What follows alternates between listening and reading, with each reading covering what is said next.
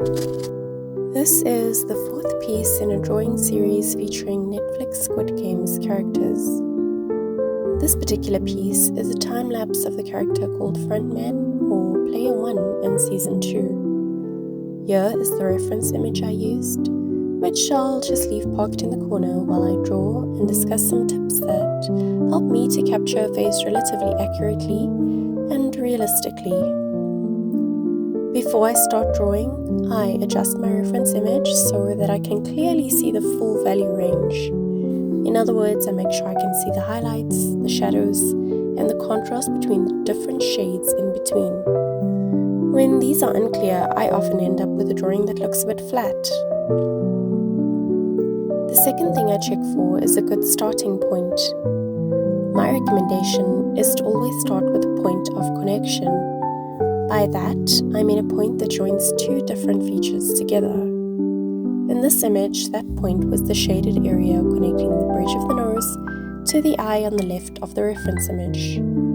These points are like guides because they define the distance and position of one feature relative to another, which helps to map out the face itself.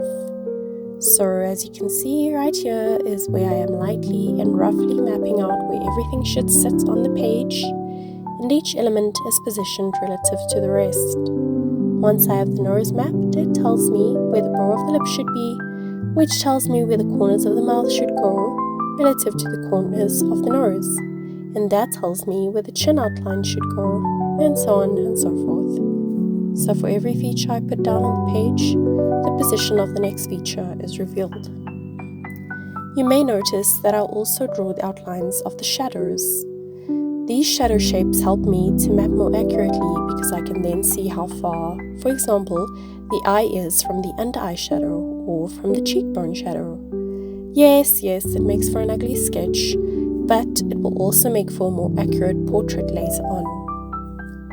Once I'm satisfied with the positioning of all of the features, I move from the mapping process to the blending process. At this stage, the blending is simply a rough first layer, and we just blend out the shadows we mapped before. The contrast will not be perfect at this stage, so our next step will be to define that by adding more pencil or charcoal or graphite, whatever medium you've chosen, to the darker areas, and using a kneaded eraser to lift off the areas that should appear lighter. Throughout this process, I just continue blending between the lights and the darks with my blending stump as I adjust the darks and the light shapes. Since the hair is one of the darkest areas of the image, I block that entire section out with a standard HB and then blend it through, leaving a few of the areas a bit lighter, as we see on the right of the reference image. The neckline of the t-shirt is equally dark, so we repeat the shading of that section as we did for the hair.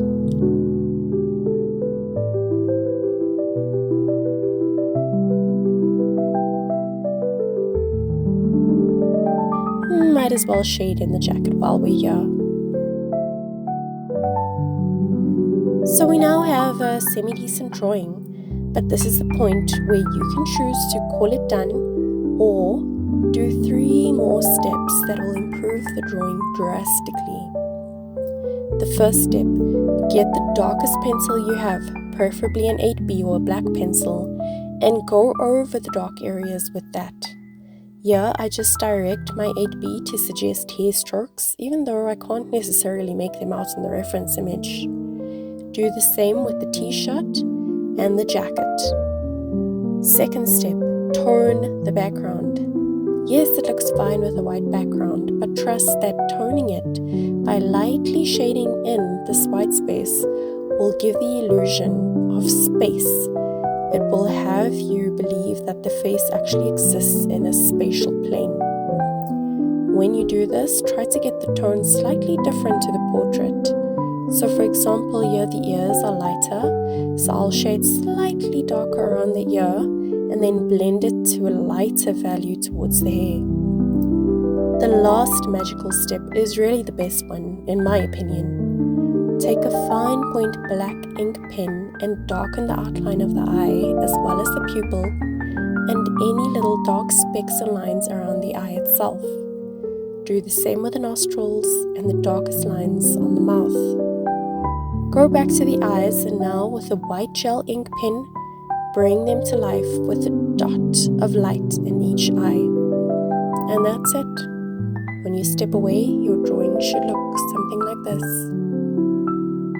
Thanks for watching, and if you've learnt anything or simply enjoyed following the process, please let me know by liking, subscribing, or simply leaving a comment below.